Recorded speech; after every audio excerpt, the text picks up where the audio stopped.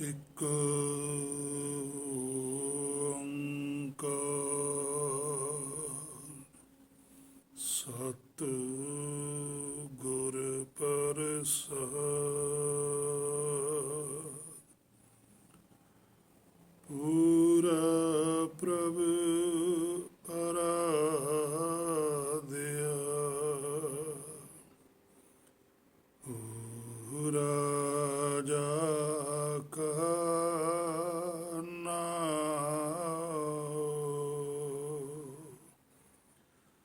ਨਾਨਕ ਪੂਰਾ ਪਾਇਆ, ਪੂਰੇ ਕੇ ਗੁਣ ਗਾਓ। ਸਮਰਥ ਗੁਰੂ ਸਿਰ ਹੱਥ ਧਰਿਓ।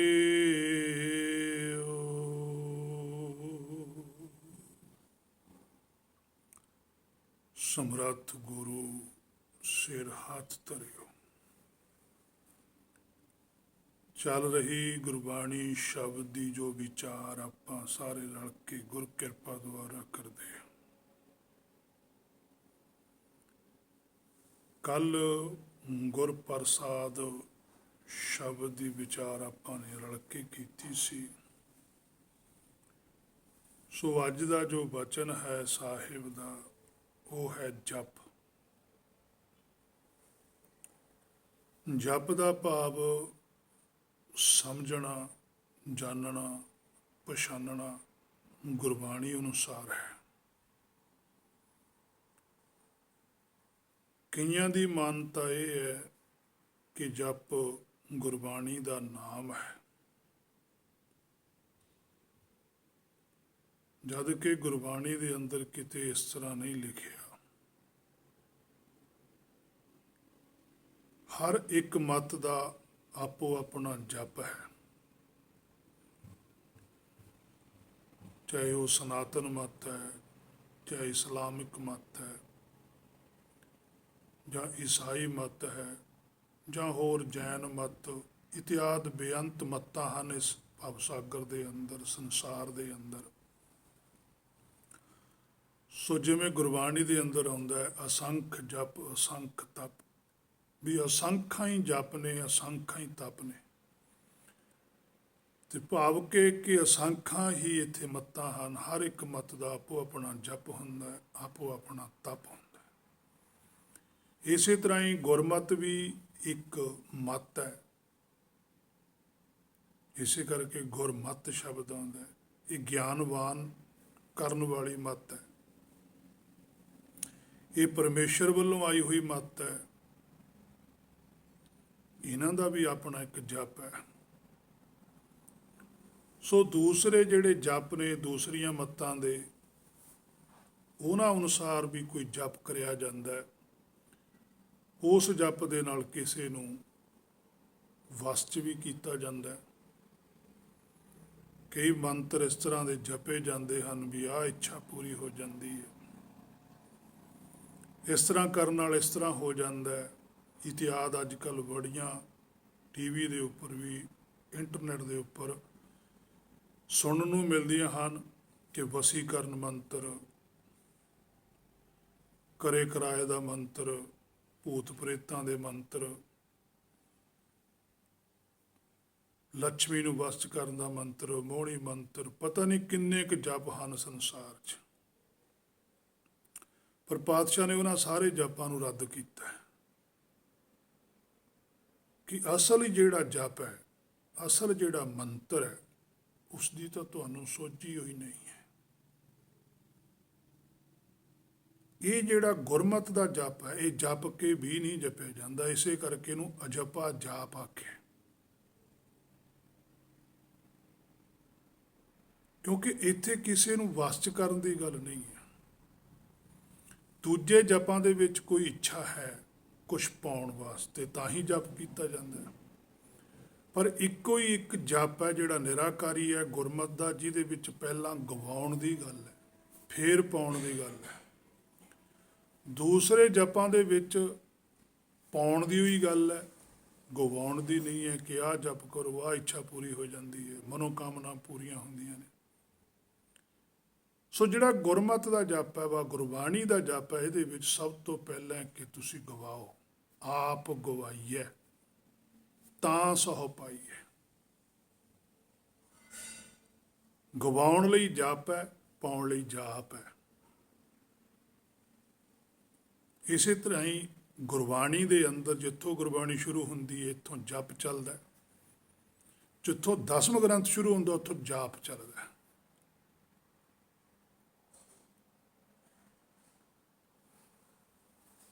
ਸੋ ਜਪ ਦਾ ਭਾਵ ਹੈ ਗੁਰਮਤਿ ਅਨੁਸਾਰ ਵਾ ਗੁਰਬਾਣੀ ਮੁਤਾਬਕ ਮੈਂ ਵਿਖਿਆਨ ਕਰੂੰਗਾ, ਗੁਰਬਾਣੀ ਤੋਂ ਬਾਹਰ ਨਹੀਂ ਹੈ। ਜੇ ਕਿਸੇ ਨੇ ਵੀ ਵਿਚਾਰ ਕਰਨੀ ਹੈ ਮੇਰੇ ਨਾਲ ਗੁਰਬਾਣੀ ਦੇ ਅਨੁਸਾਰ ਕਰ ਸਕਦਾ, ਮੈਂ ਬਹੁਤ ਪ੍ਰਸੰਨ ਹੋਵਾਂਗਾ। ਸੋ ਆਪਾਂ ਗੁਰਬਾਣੀ ਤੋਂ ਵੀ ਪੁੱਛਾਂਗੇ। ਜਪ ਭਾਵ ਸਮਝਣਾ, ਕਿਉਂਕਿ ਇੱਥੇ ਜਿਹੜਾ ਜਪ ਸ਼ਬਦ ਹੈ ਇਹਦੇ ਥੱਲੇ ਔਂਕੜ ਹੈ। ਜਦੋਂ ਆਪਾਂ ਪੜਾਂਗੇ ਅਸੰਖ ਜਪ, ਉੱਥੇ ਔਂਕੜ ਨਹੀਂ ਹੈ। ਔਂਕੜ ਦਾ ਭਾਵ ਹੁੰਦਾ ਕੋਈ ਇੱਕ ਖਾਸ ਜਪ, ਕੋਈ ਖਾਸ ਜਾਣਕਾਰੀ। ਮੁਕਤ ਦਾ ਭਾਵ ਹੁੰਦਾ ਬਹੁਤ ਤਰ੍ਹਾਂ ਦੀ ਜਾਣਕਾਰੀ, ਕਿਸੇ ਨੂੰ ਵੀ ਕਿਵੇਂ ਫਿੱਟ ਆ ਜਾਵੇ। ਪਰ ਇੱਥੇ ਇਹੀ ਜਾਣਕਾਰੀ ਹੈ, ਇਸੇ ਤਰੀਕੇ ਨਾਲ ਹੀ ਫਿੱਟ ਆਵੇਗੀ, ਹੋਰ ਕੋਈ ਤਰੀਕੇ ਨਾਲ ਆ ਹੀ ਨਹੀਂ ਸਕਦੀ। ਇਸ ਤਰ੍ਹਾਂ ਗੁਰਮਤਿ ਮੁਤਾਬਕ ਜਪ ਦਾ ਭਾਵ ਹੈ ਸਮਝਣਾ। ਹੁਣ ਸਮਝਣਾ ਕੀ ਹੈ? ਪਹਿਲਾਂ ਤਾਂ ਗੁਰਬਾਣੀ ਨੂੰ ਸਮਝਣਾ, ਫਿਰ ਗੁਰਬਾਣੀ ਤੋਂ ਸਮਝਣਾ। ਜਦੋਂ ਗੁਰਬਾਣੀ ਤੋਂ ਸਮਝ ਲਿਆ, ਸੋਝੀ ਪ੍ਰਾਪਤ ਕਰ ਲਈ, ਫਿਰ ਮਨ ਨੂੰ ਸਮਝਣਾ ਹੈ। ਗੁਰਬਾਣੀ ਤੋਂ ਆਪਣੇ ਮੂਲ ਬਾਰੇ ਸਮਝਣਾ, ਇਹ ਜਪ ਹੈ। ਉਸ ਇੱਕ ਓਂਕਾਰ ਵੱਲੋਂ ਭੇਜਿਆ ਗਿਆ, ਇਹ ਸੱਚਖੰਡ ਵੱਲੋਂ ਆਇਆ। ਜਿਸ ਕੋਲ ਪੂਰੀ ਸਮਝ ਹੈ, ਪੂਰੀ ਜਾਣਕਾਰੀ ਹੈ, ਪੂਰੀ ਸੋਝੀ ਹੈ, ਉਹਨਾਂ ਨੇ ਇਹ ਜਾਣਕਾਰੀ ਭੇਜੀ ਹੈ। ਕਿਉਂ ਭੇਜੀ? ਕਿਉਂਕਿ ਸਾਡੇ ਕੋਲ ਅਧੂਰੀ ਸਮਝ ਹੈ। ਸਾਡੀ ਸਮਝ ਨੂੰ ਪੂਰੀ ਕਰਨ ਵਾਸਤੇ ਸਾਨੂੰ ਗੁਰਬਾਣੀ ਲਿਖਤੀ ਰੂਪ ਵਿੱਚ ਦਿੱਤੀ ਗਈ ਹੈ। ਕਿਉਂਕਿ ਜਿਨ੍ਹਾਂ ਨੇ ਇਸ ਵਸਤੂ ਨੂੰ ਪ੍ਰਾਪਤ ਕੀਤਾ, ਪੂਰੀ ਜਾਣਕਾਰੀ ਪ੍ਰਾਪਤ ਕੀਤੀ ਹੈ, ਉਹਨਾਂ ਦੇ ਹਿਰਦੇ ਦੇ ਅੰਦਰ ਤੁਰਕੀ ਬਾਣੀ ਪ੍ਰਗਟ ਸੀ। ਫਿਰ ਪਰਮੇਸ਼ਰ ਨੇ ਉਹਨਾਂ ਨੂੰ ਕਿਹਾ ਵੀ ਤੁਸੀਂ ਜਿਹੜੀ ਵੀ ਮਾਨਵਤਾ ਹੈ, ਇਹਨਾਂ ਦੇ ਲਈ ਲਿਖਤੀ ਰੂਪ ਦੇ ਵਿੱਚ ਸੁਗਿਆਨ ਰੱਖੋ। ਕਿਉਂਕਿ ਆਦਿ ਯੁਗਾਂ ਤੋਂ ਹੀ ਚੱਲਿਆ ਆਉਂਦਾ। ਪਹਿਲਾਂ ਵੇਦ ਸਨ ਉਸ ਭਾਸ਼ਾ ਦੇ ਵਿੱਚ, ਫਿਰ ਹੋਰ ਭਾਸ਼ਾਵਾਂ ਆਈਆਂ, ਉਹਨਾਂ ਵਿੱਚ ਧਰਮ ਦੇ ਗ੍ਰੰਥ ਲਿਖੇ ਗਏ। ਅੱਜ ਗੁਰਮਤਿ ਚੱਲਦੀ ਹੈ, ਗੁਰਬਾਣੀ ਹੈ, ਗੁਰਮੁਖੀ ਵਿੱਚ ਲਿਖੀ ਗਈ ਹੈ। ਸੋ ਗੁਰਬਾਣੀ ਲਿਖਤੀ ਰੂਪ ਦੇ ਵਿੱਚ ਸਾਡੇ ਕੋਲ ਦਰਜ ਹੈ। ਹੁਣ ਗੁਰਬਾਣੀ ਤੋਂ ਅਸੀਂ ਸੋਝੀ ਪ੍ਰਾਪਤ ਕਰਨੀ ਹੈ। ਜੋ ਸੋਝੀ ਸਾਨੂੰ ਗੁਰਬਾਣੀ ਤੋਂ ਪ੍ਰਾਪਤ ਹੁੰਦੀ ਹੈ, ਫਿਰ ਉਸ ਨੂੰ ਅਸੀਂ ਆਪਣੇ ਤੇ ਸਵੈਮ ਲਾਗੂ ਕਰਨਾ। ਜਿਵੇਂ ਜਿਵੇਂ ਅਸੀਂ ਗੁਰਬਾਣੀ ਤੋਂ ਸੋਝੀ ਪ੍ਰਾਪਤ ਕਰਕੇ ਆਪਣੇ ਆਪ ਤੇ ਲਾਗੂ ਕਰਾਂਗੇ, ਫਿਰ ਸਾਨੂੰ ਆਪਣੇ ਆਪ ਦਾ ਹੀ ਪਤਾ ਲੱਗੂਗਾ ਕਿ ਅਸੀਂ ਕੌਣ ਹਾਂ। ਉਨਾ ਚਿਰ ਨਹੀਂ ਪਤਾ ਲੱਗੇਗਾ। ਸੋ ਜਪ ਦਾ ਭਾਵ ਹੈ ਜਾਣਨਾ, ਸਮਝਣਾ, ਪਛਾਨਣਾ। ਹੁਣ ਆਪਾਂ ਗੁਰਬਾਣੀ ਤੋਂ ਪੁੱਛਦੇ ਹਾਂ ਕਿ ਵਾਕਈ ਇਹ ਅਰਥ ਸਹੀ ਹੈ ਕਿ ਜੋ ਗਲਤ ਹੈ। ਅੰਗ 656 ਦੇ ਉੱਪਰ ਕਹਿ ਕਬੀਰ ਅਬ ਜਾਣਿਆ, ਜਬ ਜਾਣਿਆ ਤਉ ਮਨ ਮਾਨੇ। ਕਬੀਰ ਸਾਹਿਬ ਜੀ ਕਹਿੰਦੇ, ਕਹੀ ਕਬੀਰ ਅਬ ਜਾਣਿਆ, ਕਹਿੰਦੇ ਮੈਂ ਹੁਣ ਕੁਛ ਜਾਣੇ। ਇਹਦਾ ਮਤਲਬ ਜਾਣਨ ਦੀ ਗੱਲ ਹੈ। ਓਅੰਕਾਰ ਆਦਿ ਮੈਂ ਜਾਣਿਆ, ਕੋ ਜਾਣਿਆ। ਜਬ ਜਾਣਿਆ ਤਉ ਮਨ ਮਾਨਿਆ, ਜਦੋਂ ਮੈਂ ਜਾਣ ਗਿਆ ਵੀ ਗੱਲ ਆਏ, ਫੇਰ ਮਨ ਮੰਨਦਾ। ਹੇ ਮੇਰੇ ਮਨਾ, ਹੁਣ ਤੂੰ ਆਪਣੇ ਅੰਦਰ ਝਾਤੀ ਮਾਰ ਕੇ ਤੂੰ ਮੰਨ ਗਿਆ, ਕਿਉਂਕਿ ਤੂੰ ਜਾਣਿਆ ਕੁਛ ਨਹੀਂ ਹੈ। ਜਦੋਂ ਜਾਣ ਜੇਗਾ ਫਿਰ ਤੂੰ ਵੀ ਮੰਨੇਗਾ। ਇਹ ਨਿਸ਼ਾਨੀ ਹੈ ਕਿ ਜਦੋਂ ਕੋਈ ਕਿਸੇ ਚੀਜ਼ ਨੂੰ ਜਾਣ ਜਾਂਦਾ, ਉਹ ਮੰਨ ਵੀ ਜਾਂਦਾ ਕਿ ਹਾਂਜੀ ਇਹ ਗੱਲ ਠੀਕ ਹੈ। ਪਰ ਜਿੰਨਾ ਚਿਰ ਉਹ ਜਾਣਦੇ ਹੀ ਨਹੀਂ, ਕਿਵੇਂ ਮੰਨੇ? ਸੋ ਇੱਥੋਂ ਵੀ ਸਪਸ਼ਟ ਹੋ ਜਾਂਦਾ ਕਿ ਜਪ ਦਾ ਅਰਥ ਹੀ ਜਾਣਨਾ ਹੈ। ਕਿਉਂਕਿ ਉੱਪਰ ਵਚਨ ਆਇਆ ਸੀ ਗੁਰ ਪ੍ਰਸਾਦ, ਕਿ ਜਿਹਦੇ ਕੋਲ ਸੋਝੀ ਹੈ, ਜਿਹੜੇ ਗੁਰ ਕੋਲ ਪੂਰਨ ਸੋਝੀ ਹੋ ਗਈ, ਤੇ ਪੂਰਨ ਸੋਝੀ ਪ੍ਰਾਪਤ ਕਰਨ ਲਈ ਕੀ ਕਰਨਾ ਪਊਗਾ? ਜਪ ਕਰਨਾ ਪਊਗਾ, ਭਾਵ ਕਿ ਜਾਣਨਾ ਪਊਗਾ।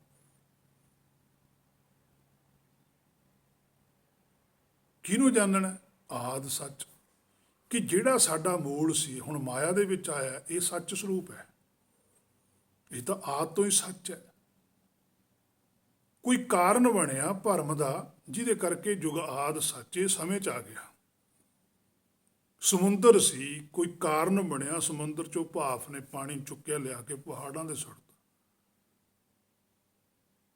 ਉਹ ਮੀਂਹ ਬਣ ਗਿਆ।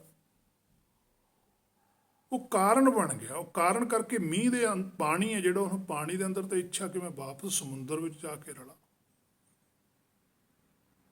ਇਸੇ ਤਰ੍ਹਾਂ ਹੀ ਜਿਹੜੀ ਜੋਤੀ ਭਵ ਸਾਗਰ ਵਿੱਚ ਆਈ ਹੈ, ਇਹ ਮੇਰੇ ਮਨਾ ਤੇਰਾ ਮੂਲ ਆਇਆ, ਆਇਆ ਤਾਂ ਸੱਚਖੰਡ ਚੋਂ ਹੀ ਹੈ ਨਾ, ਇਹ ਕਿਤੇ ਬਾਹਰੋਂ ਤਾਂ ਆਇਆ ਨਹੀਂ। ਸੋ ਇਹਨੂੰ ਹੀ ਜਾਣਨਾ, ਇਹੀ ਆਦਿ ਸੱਚ ਸੀ। ਹੁਣ ਇਹਦੇ ਕੋਲ ਸਮਾਂ, ਯੁੱਗ ਆਦਿ ਹੈ, ਇਹਦੇ ਵਿੱਚ ਇਹਨੇ ਆਪਣੇ ਆਪ ਨੂੰ ਜਾਣਨਾ ਹੈ। ਸੋ ਅੰਗ 225 ਦੇ ਉੱਪਰ ਵੀ ਪਾਤਸ਼ਾਹ ਕਹਿੰਦੇ ਆ, ਗੌੜੀ ਮਹੱਲਾ ਪਹਿਲਾ, ਰਾਮ ਨਾ ਜਾਣਿਆ ਕਰਤਾ ਸੋਈ। ਕਹਿੰਦੇ ਰਾਮ ਨਾ ਜਾਣਿਆ। ਹੁਣ ਜਾਣਨਾ ਤਾਂ ਰਾਮ ਨੂੰ ਸੀ, ਸਾਨੂੰ ਤਾਂ ਰਾਮ ਸ਼ਬਦ ਤੋਂ ਵੀ ਥੋੜੀ ਜਿਹੀ ਅਲਰਜੀ ਹੈ।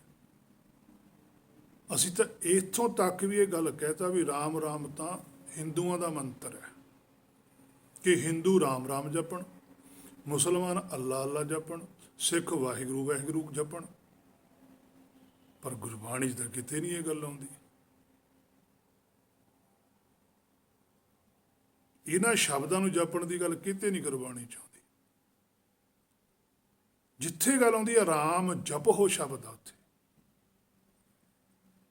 ਜੋ ਧਰੂੰਜੀ ਬਾਰੇ ਪਾਤਸ਼ਾਹ ਸ੍ਰੀ ਕਬੀਰ ਸਾਹਿਬ ਨੇ ਲਿਖਿਆ, ਰਾਮ ਜਪੋ ਜੀ ਐਸੇ ਐਸੇ, ਹਾਹੇ ਨੂੰ ਔਂਕੜ ਪਈ ਹੋਈ ਹੈ, ਕਿ ਜਿਸ ਤਰ੍ਹਾਂ ਉਹਨਾਂ ਨੇ ਆਪਣੇ ਮੂਲ ਨੂੰ ਜਪਿਆ ਜਾਣਿਆ, ਉਵੇਂ ਹੀ ਜਾਣਨਾ ਪਊਗਾ। ਕੋਰਸ ਉਹੀ ਹੈ। ਜੇ ਇੱਕ ਕੋਈ ਡਾਕਟਰ ਬਣਿਆ ਤਾਂ ਉਹੀ ਕੋਰਸ ਉਹਨੂੰ ਵੀ ਕਰਨਾ ਪਊਗਾ। ਜੇ ਹਾਰਟ ਸਪੈਸ਼ਲਿਸਟ ਹੈ ਤਾਂ ਦੂਸਰੇ ਨੂੰ ਵੀ ਹਾਰਟ ਸਪੈਸ਼ਲਿਸਟ ਦਾ ਹੀ ਕੋਰਸ ਕਰਨਾ ਪਊ, ਤਾਂ ਹੀ ਉਹ ਜਿਹਾ ਬਣੂਗਾ। ਪਰ ਸਾਡੇ ਗੁਰਮਤਿ ਦੇ ਅੰਦਰ ਜਿਹੜੀ ਅੱਜ ਗੁਰਮਤਿ ਮੰਨੀ ਗਈ ਹੈ ਤਾਂ ਨਹੀਂ ਗੁਰਮਤਿ, ਪਰ ਮੰਨੀ ਗਈ ਹੈ, ਇੱਥੇ ਸਾਨੂੰ ਇਹ ਗੱਲ ਦਾ ਆਬਜੈਕਸ਼ਨ ਆਇਆ ਵੀ ਤੁਸੀਂ ਜੀ ਉਹਨਾਂ ਵਰਗੇ ਨਹੀਂ ਬਣ ਸਕਦੇ, ਉਹ ਉਹੀ ਸੀਗੇ, ਫਿਰ ਅਸੀਂ ਕੀ ਹਾਂ। ਤੇ ਜੇ ਬੱਚਾ ਸਕੂਲ 'ਚ ਪੜ੍ਹੇ, ਉਹਨੂੰ ਟੀਚਰ ਕਹੇ ਵੀ ਤੂੰ ਪੜ੍ਹੀ ਚੱਲ ਪਰ ਤੂੰ ਟੀਚਰ ਨਹੀਂ ਬਣ ਸਕਦਾ, ਫਿਰ ਉਹ ਬੱਚਾ ਸੋਚੂ ਵੀ ਮੈਂ ਬਣਨਾ ਕੀ ਹੈ। ਪਰ ਜੇ ਉਹ ਬੱਚੇ ਨੂੰ ਟੀਚਰ ਕਹੇ ਵੀ ਤੂੰ ਟੀਚਰ ਬਣ ਸਕਦਾ, ਵਧੀਆ ਬਣ ਸਕਦਾ, ਪੂਰੇ ਗਿਆਨ ਹੋ ਸਕਦਾ, ਬੱਚੇ ਨੂੰ ਚਾਹ ਹੋਊਗਾ ਵੀ ਮੈਂ ਵੱਧ ਤੋਂ ਵੱਧ ਪੜ੍ਹਾਂ। ਸੋ ਇਸੇ ਤਰ੍ਹਾਂ ਹੀ ਸਾਡੇ ਧਰਮ ਦੇ ਖੇਤਰ ਵਿੱਚ ਇਹ ਗੱਲ ਆ ਜਾਂਦੀ ਹੈ। ਜੇ ਸਾਡੇ ਧਰਮ ਦੇ ਖੇਤਰ ਵਿੱਚ ਇਹ ਗੱਲ ਸਿਖਾਈ ਜਾਵੇ ਕਿ ਤੁਸੀਂ ਹੀ ਗੁਰਸਿੱਖ ਬਣਨਾ ਹੈ, ਤੁਸੀਂ ਹੀ ਪਰਮਾਤਮਾ ਬਣਨਾ ਹੈ, ਤੁਸੀਂ ਹੀ ਨਿਰੰਕਾਰ ਬਣਨਾ ਹੈ, ਤੁਸੀਂ ਆਕਾਰ ਰੂਪ ਦੇ ਵਿੱਚੋਂ ਅੰਕਾਰ ਰੂਪ ਨੂੰ ਮਿਟਾ ਕੇ ਨਿਰਾਕਾਰ ਬਣ ਕੇ ਸੱਚਖੰਡ ਵਿੱਚ ਜਾਣਾ। ਆਪਾਂ ਸਾਰੇ ਪਰਿਵਾਰ ਦੇ ਮੈਂਬਰ ਹਾਂ। ਆਵੋ ਸੰਤ ਮਿਲੋ ਮੇਰੇ ਭਾਈ, ਮਿਲ ਹਰ ਹਰ ਕਥਾ ਕਰੋ, ਕਿਉਂਕਿ ਭਾਈ ਸ਼ਬਦ ਵਰਤਿਆ ਕਿ ਤੁਸੀਂ ਮੇਰੇ ਭਾਈ ਹੋ, ਆਪਾਂ ਇਕੱਠੇ ਇੱਕ ਪਰਿਵਾਰਕ ਮੈਂਬਰ ਆ। ਪਰ ਅੱਜ ਸਾਡੇ ਤਾਂ ਨਹੀਂ ਇਹ ਗੱਲ ਕਹੀ ਜਾ ਰਹੀ। ਸੋ ਰਾਮ ਨਾ ਜਾਣਿਆ ਕਰਤਾ ਸੋਈ, ਕਹਿੰਦੇ ਜਿਹੜਾ ਰਾਮ ਸੀ ਉਹ ਤਾਂ ਜਾਣੇ ਹੀ ਨਹੀਂ ਤੂੰ, ਕਰਤਾ ਸੋਈ, ਉਹੀ ਤਾਂ ਕਰਤਾ ਤੇਰਾ। ਆਪਣੇ ਮੂਲ ਨੂੰ ਜਾਣ ਸੀ, ਸਾਡਾ ਮੂਲ ਹੀ ਤਾਂ ਰਾਮ ਹੈ। ਸਭੇ ਘਟ ਰਾਮ ਬੋਲੇ, ਰਾਮ ਬਿਨਾ ਕੋ ਬੋਲੇ, ਲਿਖਿਆ ਗੁਰਬਾਣੀ 'ਚ। ਪਰ ਜਿਹੜਾ ਸ਼ਬਦ ਨੂੰ ਅਸੀਂ ਪੜ੍ਹਦੇ ਹਾਂ ਉਹ ਤਾਂ ਕਿਤੇ ਵੀ ਨਹੀਂ ਲਿਖਿਆ ਗੁਰਬਾਣੀ 'ਚ ਵੀ ਇਹ ਹੈ। ਰਾਮ ਦੀ ਗੱਲ ਕੀਤੀ ਗਈ, ਰਾਮ ਹੈ ਸਾਡਾ ਮੂਲ।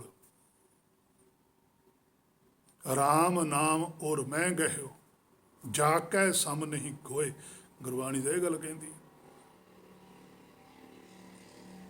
ਰਾਮ ਦਾ ਨਾਮ ਵੀ ਹੈ, ਨਾਮ ਨਾ ਜਾਣਿਆ ਰਾਮ ਕਾ ਮੂੜੇ, ਫਿਰ ਪਾਛੇ ਪਛਤਾਏ। ਕਹਿੰਦੇ ਤੂੰ ਤਾਂ ਜਾਣੇ ਹੀ ਨਹੀਂ, ਤੂੰ ਤਾਂ ਰਾਮ ਰਾਮ ਕਰਨ ਲੱਗ ਗਿਆ। ਰਾਮ ਨਹੀਂ ਸੀ ਕਰਨਾ, ਵਾਹਿਗੁਰੂ ਨਹੀਂ ਸੀ ਕਰਨਾ, ਹੋਰ ਗੁਰਬਾਣੀ ਨਹੀਂ ਸੀ ਇਸ ਤਰ੍ਹਾਂ ਕਰਨੀ, ਉਹਨਾਂ ਦਾ ਜਾਣਨਾ ਸੀ ਉਹਦੇ ਬਾਰੇ ਕੁਛ। ਇੱਕ ਸ਼ਹਿਰ ਦਾ ਨਾਮ ਹੈ ਜਗਰਾਉਂ, ਤੁਸੀਂ ਜਗਰਾਉਂ ਜਗਰਾਉਂ ਕਰੀ ਚੱਲੋਗੇ, ਕੀ ਇਹ ਮੇਰੇ ਮਨਾਂ ਤੋਂ ਜਗਰਾਉਂ ਚਲੇ ਜਾਏਗਾ। ਜਗਰਾਉਂ ਇੱਕ ਇੰਡੀਕੇਟ ਕਰਦਾ ਕਿਸੇ ਸ਼ਹਿਰ ਵਾਸਤੇ। ਜਦੋਂ ਤੂੰ ਉਸ ਨੂੰ ਪੜ੍ਹ ਲਿਆ ਵੀ ਇੱਥੋਂ ਇੰਨੀ ਦੂਰ ਹੈ, ਆਹ ਡਾਇਰੈਕਸ਼ਨ ਹੈ, ਤੂੰ ਉੱਥੇ ਪਹੁੰਚ ਜਾਏਗਾ। ਸੋ ਗੁਰਬਾਣੀ ਵੀ ਡਾਇਰੈਕਸ਼ਨ ਦਿੰਦੀ ਹੈ ਕਿਸੇ ਚੀਜ਼ ਦੀ, ਕਿ ਤੁਸੀਂ ਆਹ ਕੁਛ ਕਰੋ, ਇੱਥੇ ਪਹੁੰਚ ਜਾਓਗੇ। ਹੇ ਮੇਰੇ ਮਨਾ ਹੁਣ ਤੂੰ ਆਪ ਦੇਖ ਵੀ ਤੂੰ ਪਹੁੰਚਿਆ ਕਿਤੇ, ਜੇ ਨਹੀਂ ਪਹੁੰਚਿਆ ਤਾਂ ਫਿਰ ਝਾਤੀ ਮਾਰ। ਸੋ ਰਾਮ ਨਾ ਜਾਣਿਆ ਕਰਤਾ ਸੋਈ, ਪਾਤਸ਼ਾਹ ਕਹਿੰਦੇ ਉਹ ਤਾਂ ਜਾਣਿਆ ਹੀ ਨਹੀਂ ਹੈਗਾ, ਜਾਣਨ ਤਾਂ ਰਾਮ ਨੂੰ ਸੀ। ਅੰਗ 1103 ਉੱਪਰ ਵੀ ਪਾਤਸ਼ਾਹ ਕਹਿੰਦੇ ਆ, ਕਹਿ ਕਬੀਰ ਅਬ ਜਾਣਿਆ। ਦੇਖੋ ਪਹਿਲਾ ਬਚਨ ਸੀ, ਕਹਿ ਕਬੀਰ ਅਬ ਜਾਣਿਆ, ਜਬ ਜਾਣਿਆ ਤਉ ਮਨ ਮਾਨਿਆ। ਉਹੀ ਗੱਲ ਕਬੀਰ ਸਾਹਿਬ ਫਿਰ ਕਹਿੰਦੇ, ਕਹਿ ਕਬੀਰ ਅਬ ਜਾਣਿਆ, ਕਹਿੰਦੇ ਹੁਣ ਮੈਂ ਜਦੋਂ ਜਾਣ ਲਿਆ, ਗੁਰ ਗਿਆਨ ਦਿਆ ਸਮਝਾਏ, ਕਹਿੰਦੇ ਫਿਰ ਮੈਂ ਉਹੀ ਗੱਲ ਦੂਸਰਿਆਂ ਨੂੰ ਵੀ ਸਮਝਾਈ। ਇੱਥੇ ਗੁਰ ਦੇ ਰਾਰੇ ਨੂੰ ਸਿਹਾਰੀ ਪਾਈ ਹੈ ਕਿ ਉਹੀ ਗੁਰਮਤ ਜਿਹੜੀ ਚੀਜ਼ ਮੈਂ ਜਾਣੀ ਹੈ ਉਹ ਗਿਆਨ ਰੂਪ 'ਚ ਹੀ ਹੈ, ਔਰ ਉਹਨੂੰ ਗਿਆਨ ਰੂਪ 'ਚ ਹੀ ਦੱਸਿਆ ਜਾਊਗਾ। ਉਹੀ ਗੱਲ ਮੈਂ ਗਾਂ ਸਮਝਾਈ ਹੈ। ਹੁਣ ਸਮਝਾਇਆ ਜਾ ਰਿਹਾ ਕਿਸੇ ਨੂੰ ਕੁਛ, ਪਰ ਅੱਜ ਸਮਝਾਇਆ ਤਾਂ ਜਾਂਦਾ ਹੀ ਨਹੀਂ ਕਿਸੇ ਨੂੰ। ਪਰ ਜੇ ਸਮਝਾਇਆ ਜਾਵੇ ਤਾਂ ਇਹਨੂੰ ਸੋਝੀ ਆ ਜਾਣੀ ਹੈ। ਸੋ ਅੰਗ 346 ਉੱਪਰ ਵੀ ਪਾਤਸ਼ਾਹ ਕਹਿੰਦੇ ਆ, ਪਾਰ ਕੈਸੇ ਪਾਏ ਬੋਰੇ ਮੋਖ ਸਿਉ ਕੋਊ ਨਾ ਕਹਿ ਸਮਝਾਏ। ਰਵਿਦਾਸ ਪਾਤਸ਼ਾਹ ਜੀ ਕਹਿੰਦੇ ਪਾਰ ਕੈਸੇ ਪਾਏ ਬੋਰੇ, ਕਿਵੇਂ ਪਾਰ ਜਾਵਾਂਗੇ, ਕਹਿੰਦੇ ਮੋਹ ਸੋ ਕੋਊ ਨਾ ਕਹਿ ਸਮਝਾਏ। ਮੈਨੂੰ ਕੋਈ ਇਹ ਚੀਜ਼ ਨਹੀਂ ਸਮਝ ਆਉਂਦਾ। ਇਹਦਾ ਮਤਲਬ ਸਮਝਣ ਦਾ ਵਿਸ਼ਾ ਹੈ, ਗਿਆਨ ਸਮਝਣ ਦਾ ਵਿਸ਼ਾ। ਇੱਕ ਪੰਗਤੀ ਗੁਰਬਾਣੀ 'ਚ ਐਸੀ ਆਉਂਦੀ ਹੈ ਜਿੱਥੇ ਸਿੱਧਾ ਹੀ ਸਪਸ਼ਟ ਆਉਂਦਾ, ਐਸਾ ਗਿਆਨ ਜਪੋ ਮਨ ਮੇਰੇ। ਹੁਣ ਦੱਸੋ ਗਿਆਨ ਕਿਵੇਂ ਜਪੋਗੇ? ਗਿਆਨ ਕਰੋਗੇ, ਜਿਵੇਂ ਰਾਮ ਰਾਮ ਕਰਦੇ ਹੋ, ਵਾਹਿਗੁਰੂ ਵਾਹਿਗੁਰੂ ਕਰਦੇ ਹੋ, ਅੱਲਾ ਅੱਲਾ ਕਰਦੇ ਹੋ, ਕੀ ਗਿਆਨ ਕਰਾਂਗੇ ਫਿਰ? ਗੁਰਬਾਣੀ ਤਾਂ ਕਹਿੰਦੀ ਹੈ, ਐਸਾ ਗਿਆਨ ਜਪੋ ਮਨ ਮੇਰੇ। ਕਿਹੋ ਜਿਹਾ ਗਿਆਨ ਜਪਣਾ? ਚਾਕਰ ਹੋਵੋ ਸਾਚੇ ਖੇਰੇ, ਕਿ ਜਿਹੜਾ ਤੁਹਾਨੂੰ ਸੱਚੇ ਦਾ ਚਾਕਰ ਬਣਾ ਦੇਵੇ, ਉਹਦਾ ਦਾਸ ਬਣਾ ਦੇਵੇ, ਉਹਦਾ ਗੁਲਾਮ ਬਣਾ ਦੇਵੇ, ਉਹਦਾ ਸੇਵਕ ਬਣਾ ਦੇਵੇ। ਤੇ ਸੇਵਕ ਕਿਵੇਂ ਬਣੂਗਾ? ਸੱਚੇ ਦੇ ਕੋਲ ਤਾਂ ਮਾਇਆ ਨਹੀਂ ਜਾਂਦੀ। ਹੇ ਮੇਰੇ ਮਨਾ, ਜੇ ਤੂੰ ਮਾਇਆ ਛੱਡੇ, ਬਾਸ਼ਨਾਵਾਂ ਛੱਡੇ, ਇੱਛਾਵਾਂ ਛੱਡੇ, ਪਰ ਤੈਨੂੰ ਤਾਂ ਲਾਇਆ ਹੀ ਇਹਨਾਂ ਕੰਮਾਂ 'ਚ ਹੋਇਆ। ਸੋ ਸਿੱਧਾ ਬਚਨ ਹੈ। ਸੋ ਜਪ ਹੈ ਜਿਹੜਾ, ਉਹਦਾ ਭਾਵ ਹੈ ਕਿ ਹੁਕਮ ਦੇ ਵਿੱਚ ਰਹਿਣਾ, ਹੁਕਮ ਨੂੰ ਸਮਝਣਾ, ਵਿਚਾਰਨਾ, ਵਿਚਾਰ ਕੇ ਉਹਦੇ ਮੁਤਾਬਕ ਚੱਲਦੇ ਜਾਣਾ। ਇਹ ਗੁਰਬਾਣੀ ਦਾ ਜਪ ਹੈ।